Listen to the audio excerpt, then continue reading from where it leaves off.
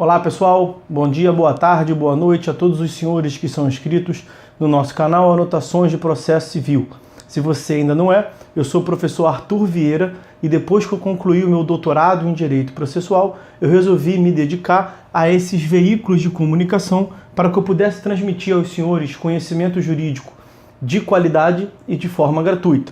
Aqui eu vou pontuar o meu e-mail de contato para que eventuais interessados possam estabelecer um contato mais direto. Inclusive, nós podemos eventualmente considerar a hipótese de publicar um artigo científico em conjunto, tá certo? Bom, gostaria de pontuar também com os senhores o nosso canal no YouTube. Se você ainda não é inscrito, basta clicar no ícone do livro que fica no canto inferior do vídeo para que você se inscreva. Sugiro também que você clique no ícone do sininho para que você possa ativar as notificações dos vídeos que são constantemente disponibilizados por aqui.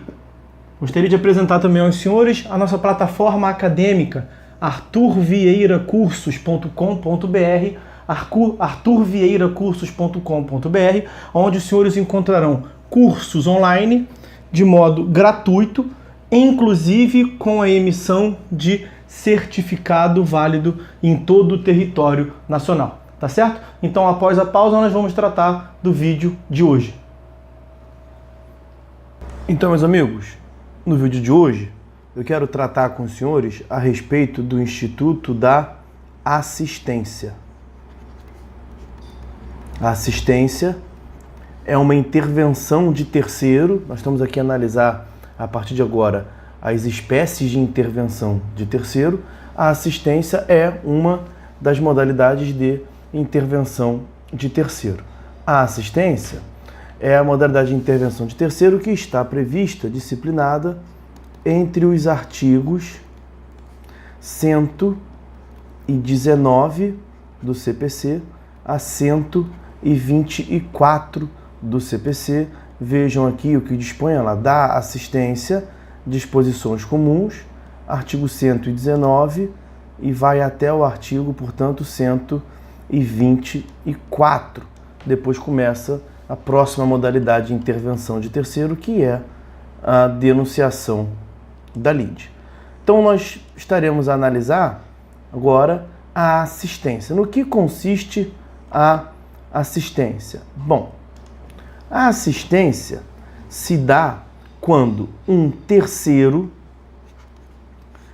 ingressa numa relação jurídica de outrem. Aqui nós temos o terceiro, que vai ingressar na relação jurídica com a finalidade de auxiliar a uma das partes. Então, na assistência, nós temos um terceiro, que será o assistente, o terceiro, que é o assistente. Ele atuará em juízo para auxiliar a uma das partes. Nesse caso aqui, se for para auxiliar o réu será o assistido. O assistente pode atuar também para auxiliar o autor será o assistido. A parte da relação jurídica de direito processual, ela é, portanto, auxiliada por um terceiro. E aí nos ajuda a ideia gramatical de lembrar que o verbo assistir é um verbo transitivo direto e indireto. Então você pode assistir no sentido de visualizar, assistir no sentido de ver, ou você pode assistir no sentido de auxiliar. É nesse sentido de assistência, assistir no sentido de auxiliar. O terceiro ingressa no processo com a finalidade de auxiliar, ajudar a uma das partes, tá certo? Bom, agora, meus amigos, a dúvida que surge é a seguinte: será que pode todo e qualquer terceiro que tiver, portanto, interesse em ajudar qualquer das partes, ele será admitido a intervir no processo? Não. O que nós devemos aqui demonstrar é que a lei exige um tipo específico de interesse. Então, a justificativa da intervenção do terceiro enquanto assistente para auxiliar a uma das partes se funda pelo interesse de natureza jurídico. A terceiro tem que demonstrar possuir o interesse jurídico. Essa é, portanto, a justificativa, a causa, a razão de ser da assistência. Tem que demonstrar um interesse jurídico. E como que o terceiro demonstra o interesse jurídico? O interesse jurídico do terceiro se dá em razão de o terceiro titularizar uma relação jurídica de direito material. E entre a relação jurídica de direito material que o terceiro titulariza e aquela relação jurídica de direito material discutida no processo, então temos uma relação jurídica de direito material discutida no processo. Entre essas relações há um vínculo. Então, o interesse jurídico, ele é extraído através do vínculo existente entre a relação jurídica de direito material, que o terceiro é parte, titulariza, e a relação jurídica de direito material, que é discutida no processo. Esse vínculo pode ser de duas ordens. A relação jurídica de direito material, da qual o terceiro faz parte, pode ser conexa, dependente, pode ser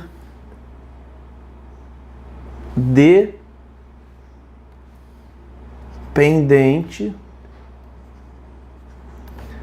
da relação jurídica de direito material discutida no processo, que é essa aqui. Então pode ser um vínculo de dependência.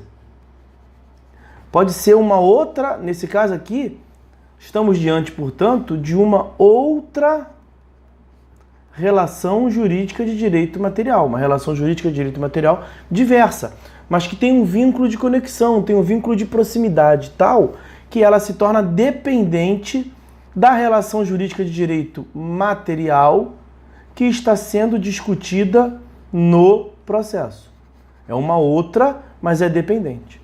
O vínculo pode ser de uma tal ordem, que é a segunda hipótese, da relação jurídica de direito material ser a mesma daquela relação jurídica de direito material discutida no processo.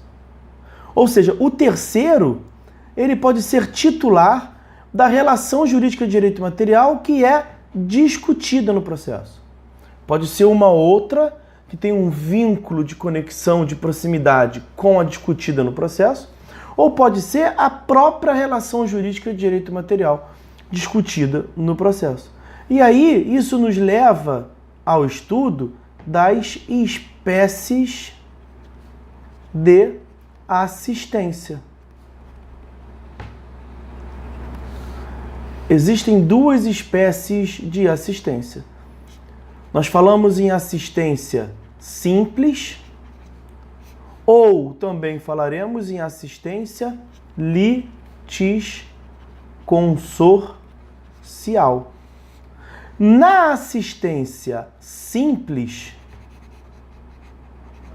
nós temos o fenômeno processual na qual o terceiro é titular de uma relação jurídica de direito material que é dependente da relação jurídica de direito material que é discutida no processo. Já na assistência litisconsorcial, o fenômeno é distinto, porque na assistência litisconsorcial, o terceiro, ele é parte, ele titulariza, ele é parte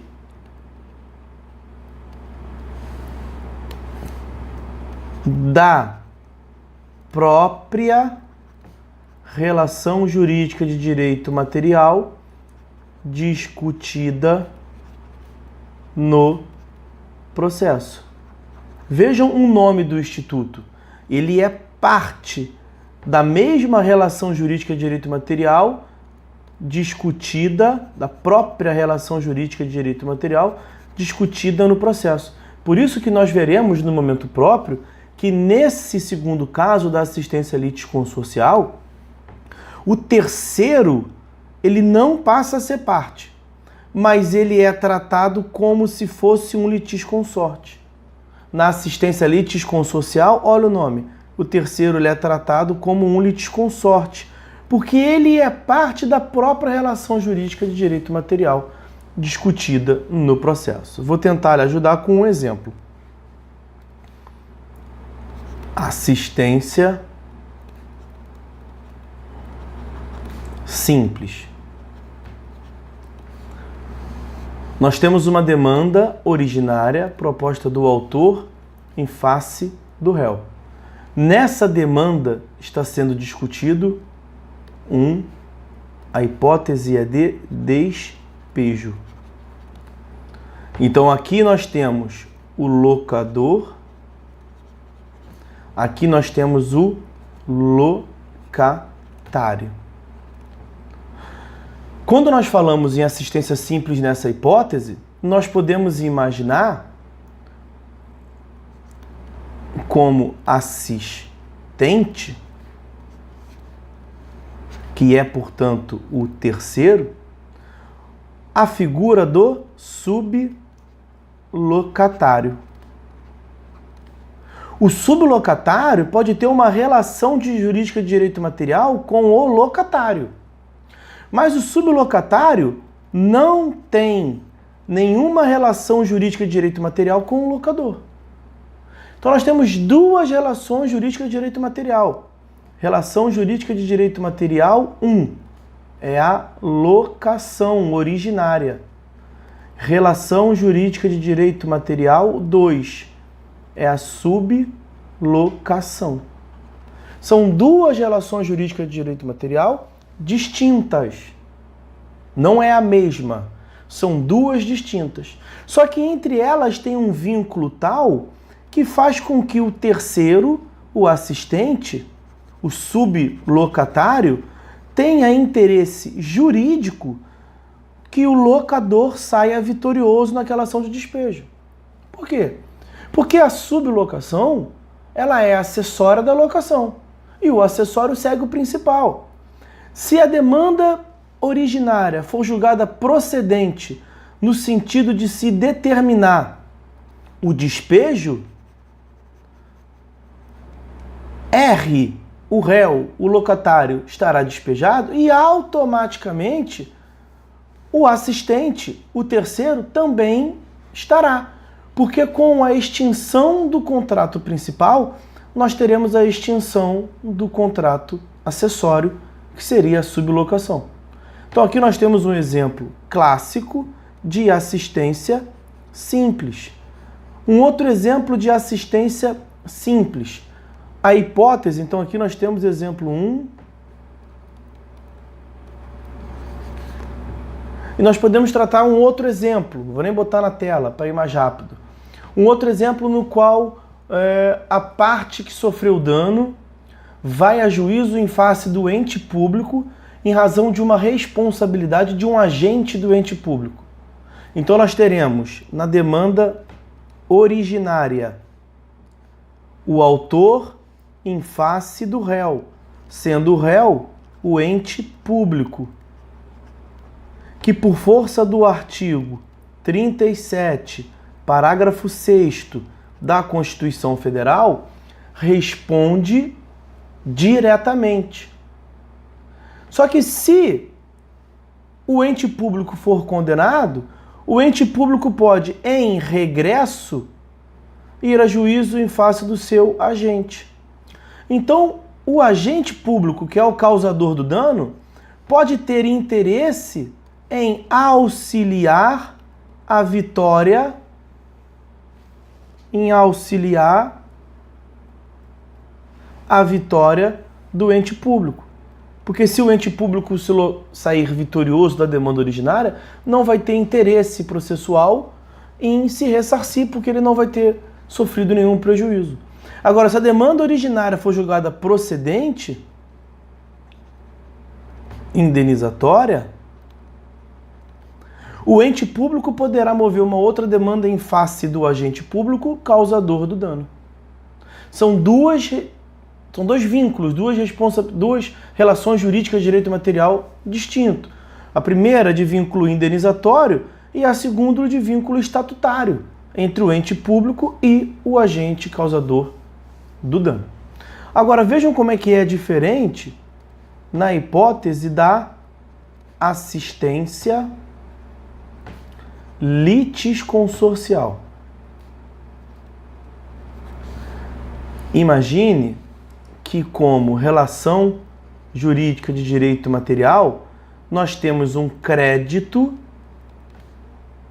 com solidariedade.